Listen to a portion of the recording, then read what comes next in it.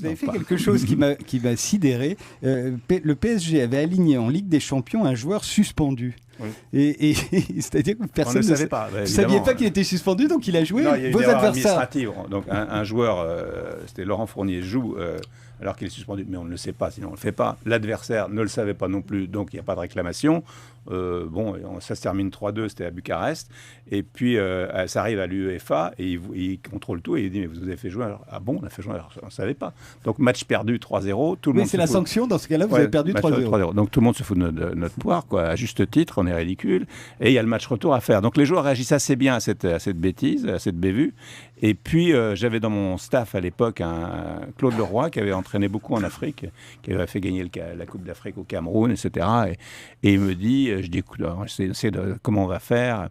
Et il me dit écoute, il y a les marabouts qui m'appellent et tout. Je dis écoute, moi je prends tout. Hein.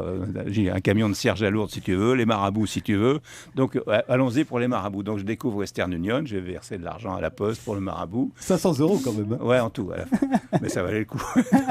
et au fur et à mesure qu'on approchait du match, non, c'est pas possible, non, je vois pas. Et puis 2 jours avant le match, il m'annonce 5-0. Et il me dit, et même je vois très très bien maintenant comment ça va se passer, 5-0, et le 4e but sera marqué à la 41e minute par le numéro 18. Je dis, bon d'accord, je note, ok.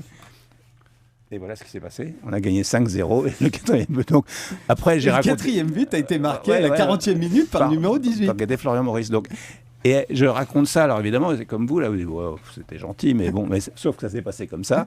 Et puis, il y a plein de dirigeants de clubs qui m'ont dit enfin bon, mais c'est quand même bizarre cette histoire.